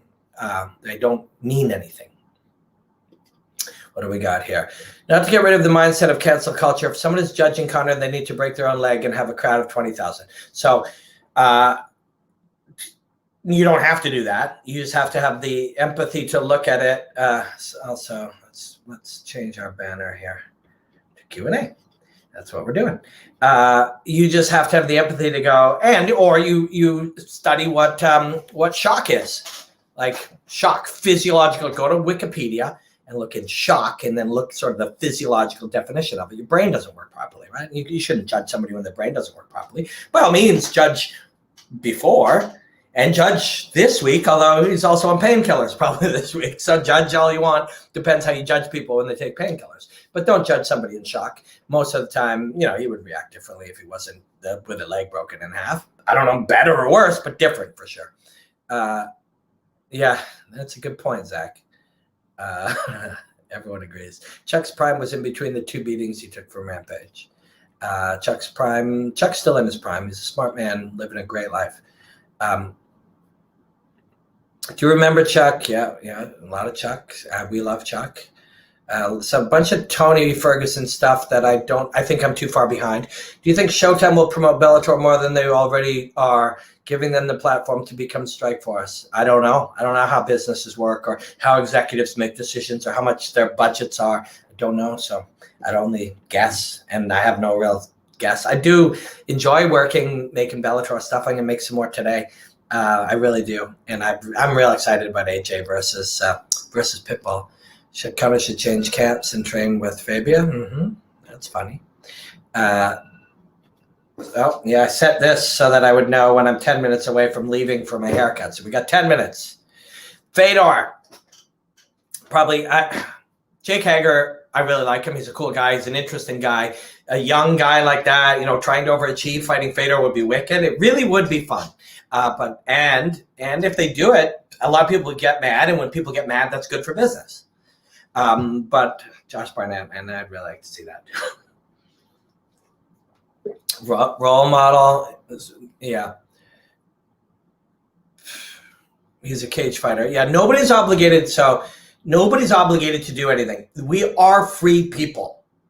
Okay. So and this is really important when you're looking at the world. We're mad. Oh, this guy's acting this way. The president said this. You know, this thing happened. People are gonna people. We live in a free society. People are gonna do shit. We're also like trying to tell people how they should address us. I'm he, him, right? If you call me them or blue shirt or whatever, I'm going to be okay with that because I can't control what you say, right? I cannot, and I never will control what you say or think. It's tricky enough to control what I say and think. So all I can control is how I react to it. So what Conor does, it's his life. We're not going to control him. We will control how we react to it. And, you know, it was like what I said about these people and their ability to make people love them and hate them. They're harvesting our emotions. Don't get emotional. If you're mad, if you're screaming and typing on Twitter at Conor McGregor or Dustin Poirier or the guy who loves the guy you hate or whatever, they're harvesting your emotion. And this is bad for society. It's bad for you as an individual. And it's bad for me. And it happens to all of us. I've done that. I've freaked out on the internet. Maybe once every 2 or 3 years these days, because I've slowly started to learn and develop. And it's not, I don't control myself and get mad and just not type. I just don't get mad anymore. That takes a long time. But every now and again, you're not healthy, you're not rested, you're not eating well, you're not sleeping well, you're not getting exercise, you're not living a good life, you're going to get that way. And if you find yourself that way now, you got to address all those things. Being emotional about shit like, and I don't mean politics, I mean television politics, which isn't actual politics, or television fighting characters. If you're getting emotional about that, it might not be good. Conor is done because he broke his own leg. Delusional. I don't know who's saying that, but when you break your leg, you can be done. Many have been. Many have been. The more Conor falls behind, the more he will amp up the persona. He doesn't have, that appears to have been the case for now, but you can change that. The path of being it, and I'm not talking to him specifically, but in a world where everybody's amping everything up, and I can speak of this from fucking personal experience. I'm looking around and everybody's reacting to everything. Everybody's emotional. Something happens, you go, the truth about the thing, you know, and I'll use Chael as an example because he's the best at it, right? Chael will respond with controversial takes on something. He's very good at it. It's very entertaining. Chael inherently is also good. So that's his thing. And Stephen A is over here and everybody, and that's a thing. If everyone's doing that, I don't like that. It makes me uncomfortable. People are like, what's your take on this? I don't know, man. Like I'm not even interested in my own take. I'm looking for the mechanics of how takes happen, why we watch things. What's a leg? What's a kick? How does this work? What do we not understand? How would this be different if we understood it differently? This is what I'm interested in. My shit got really popular. Like, you know, this is all I do. And it's all I have to do. For a long time. Like I could take a year off now. Like it's getting weird, right? And all I'm doing is not that. So I can tell you now, not amping, everybody's amping. You know, this guy's made a thing of Conor passed out and Conor threatened to kill his children and he can't believe it, he's mad. And Rhonda thought Conor said, like all of that's happening. There's a lot of space to be not that. A lot of space. If Conor literally came out and said, you know, and I'm not telling him what to do. By any means, nor am I like trying to create a strategy for anybody. I'm just throwing this out there. If he came out, took 10 days, 15, 20 days, took a break, came back, sat down with somebody and said, yeah, you know, I've really been thinking about it. Like I look at the way that the world is. I have an effect on people. I get people angry. I get people agitated. I get people freaked out. Yes, I'm selling pay-per-views, but you know, this isn't good. I don't think I'm having a positive effect. I'm looking for a way to be able to go in and positively influence the world around me. I'm a martial artist. I can go in, study, learn, change, grow, evolve. I can share this path with other people and hope to do some good. If he said that, we'd all fucking freak out. Now, people would doubt him, and it would take a long time until you saw, oh shit, this is how he's going to live. But that would be powerful. What am I saying? I'm reacting to this. The more you amp up the personality, that is what a lot of people do. That is a natural reaction. It's not going, well, what if I do more? Anderson wasn't beating Chris Weidman? What if I do more fucking clowning and then it's the end of them? What if I do less? What if I fucking... Anderson Silva had the skills, the foundational, fundamental skills to defeat any of the guys, but he did more clowning until he got knocked out. I'm not judging Anderson Silva. I fucking love Anderson Silva. Admire him forever, especially more over time now that he's retired. You think you got to amp it up? Well, I'll double it. I'll triple it. What if you went the opposite way? It would freak people out. It's never done. It would be so powerful. But we all do what we do. We're all people. We all have our own choices. It's not that simple. This, I'm not mad to Future, but this is going back to the very beginning of this conversation. We don't know any, and I'm not, maybe you are a Savate black belt, but what you're saying is not logical. Because if you change any one thing, you will change everything. And we do this all the time. We're like, well, maybe this guy's got to change his stance, or what if he fights southpaw, or like, he's got to throw more jabs. It's not, everything's the same, but my kick changed. Or everything's the same, but I added more jabs. You change anything, you change the flavor of everything. So it's like, yeah, I wouldn't have broken my foot if I threw Savate kicks. Yeah, but instead I maybe got knocked out with a right hook. Like you can't just, it's not all the same, but I'm also lowering my stance, which was why it was challenging for Nate Diaz and Nick Diaz when everyone started kicking their leg, because a lot of their game was foundational on the way that they did their thing, and then people started kicking their legs. People like they need to check kicks. Well, it's very hard to have everything identical, but also change fundamentally how I stand on to one leg at certain times. It's very difficult, hard. You can't just, but we do this. We're like, oh, well, what if you kick different? It's like we don't know anything. And again, I'm not picking on you. You could be a martial arts expert, and this was just a thought you had and you threw it down. But our knee-jerk thoughts are not answers. If we could come up with it, then why wouldn't Mike Brown, John Kavanaugh, Fedor Emelianenko, George St. Pierre, like if we think our observation from our seat is the answer to medical science, politics, global warming, the highest level martial arts fight, we should immediately reject that and go, 1 second, I better, hello? I don't know. We should immediately reject that and go, wait a second, this is obviously probably more complicated than I think. There's lifetime experts who have all the information I'm missing who find this difficult. And sometimes really 1 in a million times the weird outlier observations like, hey, did you guys try a flashlight? Holy fuck, it's a flashlight. Like 1 in a billion times the random thought of the uneducated observer, or the and I'm not saying that my friend who just wrote there, but the not expert observer, 1 in a million times it is correct. And this is our flaw when we're trying to figure something out. We'll say, see, that guy solved, the emissions problem with chewing gum. Experts are dumb. Experts are not dumb. Expertise is achieved through tens of thousands of hours of building knowledge on knowledge. And sometimes you need the knowledge to add the more knowledge. You need the personal experience to be able to add that, to know the right question, to pull in this. It's real, right? And it's important that you say it's real, not because I want you to fucking make a big deal out of your mechanic, but because I want you to understand how to become an expert so that you can become one. If you think you already know as much as your mechanic, you will never be a mechanic.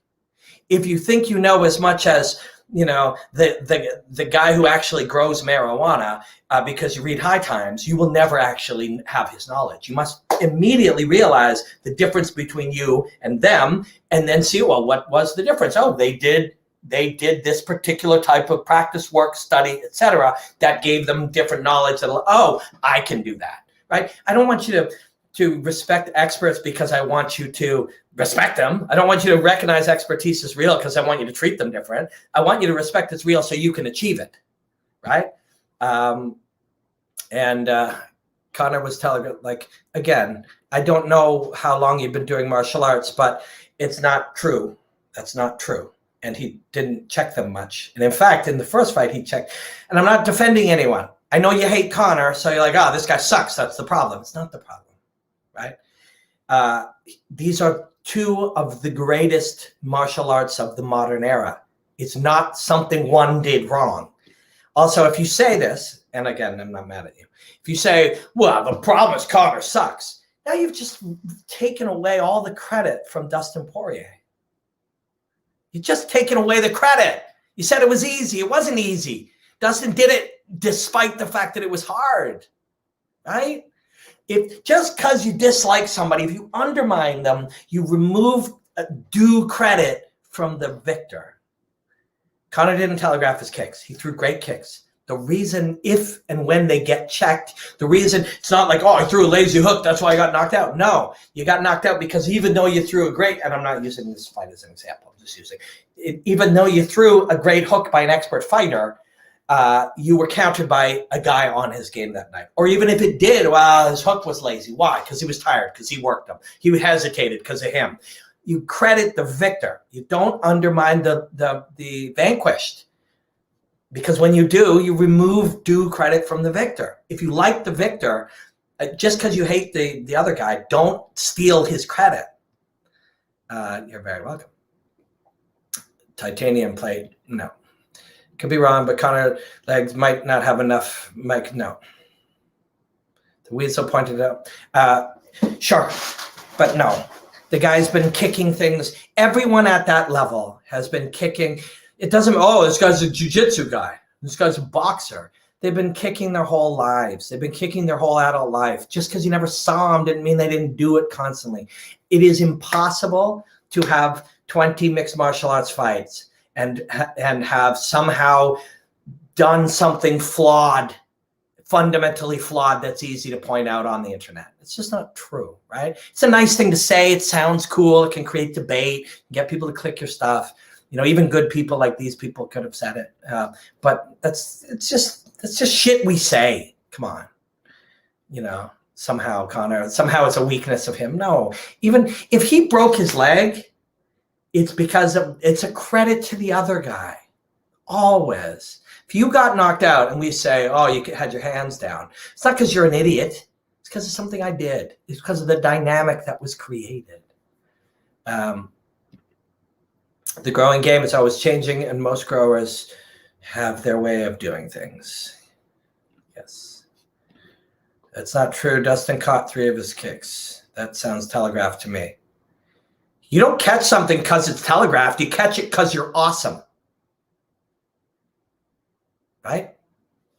You don't catch a kick. You don't block a punch because it sucks. You block a punch because in the dynamic of that punch and your block, you were better. You don't catch a kick because somehow the kick sucks. You catch a kick because even though it was a good kick, your catch was better.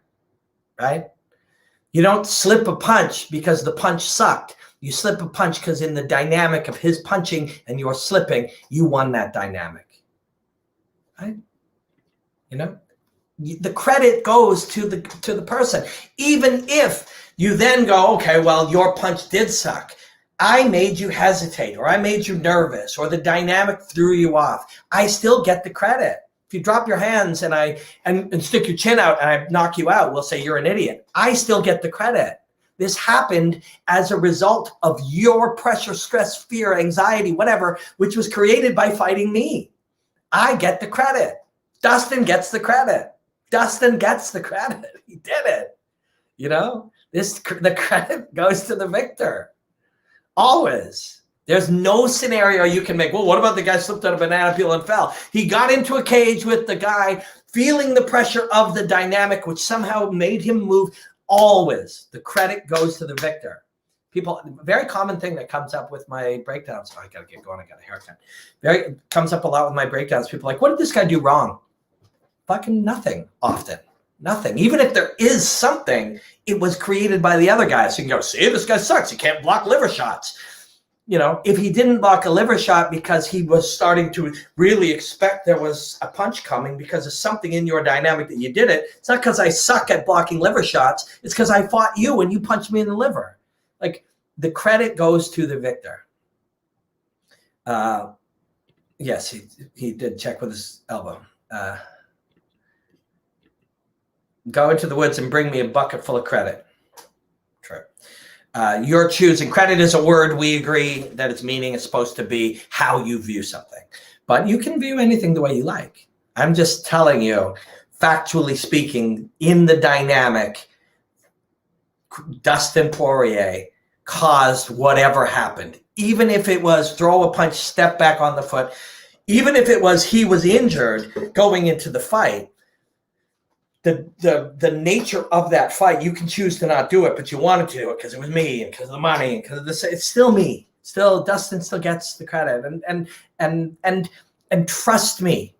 No, I can't say that. What I was gonna say is, if that guy wasn't sitting there in shock with a leg broken in half, he would have probably said that. Credit to this guy, he did it. Good on him. Jorge did that against Usman the second time because Jorge was conscious enough to do it. And then he would have probably done the same thing, but I don't know. Dustin smashed him, and I love watching a big mouth trash talking coke. See, big mouth, regular size, actually fairly large physiological mouth, does trash talk. You don't know that he's a cokehead. There's some anecdotal evidence suggesting at times, but hey, fucking Bruce Lee did cocaine. A few months wash up in rehab. So that's mostly just somebody very emotionally stimulated by the dynamic of this. And that's what I was saying. If you're emotional, even if you're excited, there's a darkness in what you're saying here. It's not good for you. It's not a good feeling. Like, good things aren't happening to you because of this. And I'm not mad. I'm not like, hey, you're a bad person. But this is not a good thing. Good things aren't happening as a result of this. What do you think about guillotine? It's a nice technique that you can use to choke people. You catch it because you see it coming. Yeah, but so Donnie, telegraph. The term telegraph, the way we often use it is in a critical way. That somehow something, and we should now say email. It's the same thing. Back in the day, you would telegraph somebody and they would wait, beep, beep, beep, and they would get the thing and they would go pick it up. It was a way of suggesting that it was some slow, primitive mechanism. Now we would say letter or an email or a fucking text. It's the same idea, right?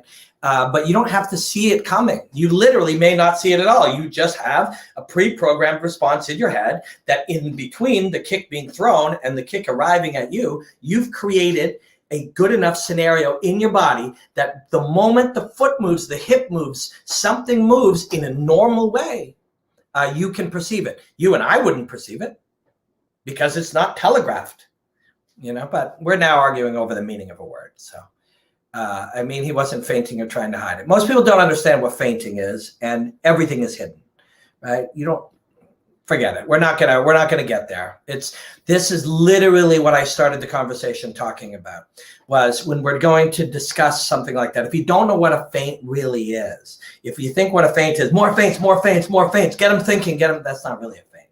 Stephen Thompson and I, if you go to Haymaker's YouTube channel, Stephen Thompson and I talked about feints, and everything is hidden and everything is attempted. How we throw a punch, this is not hidden or not hidden. It is a punch. It can be some other thing. It happens at speed. We don't have to decide, use a feint. There were misunderstanding truths about how fighting happens, right? Using feints to fake the takedown or the overhand. This is primitive language that it's the best we can do, right? But it's not truthful. It's not truthful. It's primitive. It's the language of sport, right? It's the language of sport. Time for my haircut. Yeah, I gotta go. All right. I gotta go, guys, because I gotta jump in an Uber and get my haircut. I drive, but I think I'm late. But this is really fucking fun when I get to hang out here and just jam like this. And more people come and hang out and send nice stuff. And I didn't change too much. I think just, I guess shit got so repetitive that the weird guy became a little more appealing. If everybody says the same things over and over in the same ways for long enough, eventually, I need some other thing. Hey, this guy seems interesting, so we will sign off. Yeah, even though we got a ton of people here, that's still the gig. I'll come back later. Possibly 7:30 p.m. Eastern time with my friend Dr. Brian Sutterer. I might have to cancel, but Dr. Brian Sutterer, he has a YouTube channel. He was talking about the breaking of the leg. He's an expert. He's a doctor. I'm a martial arts analyst. Each of us are missing bits and pieces of information. Together, peanut butter and chocolate this shit. Thanks everybody for really, really cool stuff. Please follow, like, subscribe, etc. Instagram at Robin Black Martial Arts, Twitter at Robin Black MMA, Robin Black Bink on TikTok. And if you want a t-shirt that says Bink or Enjoy the Hostilities or Hot Lava or anything, it's shoprobinblack.com. Really appreciate this one, guys. I'll be back tonight with Dr. Brian. Okay, bye. Blackout.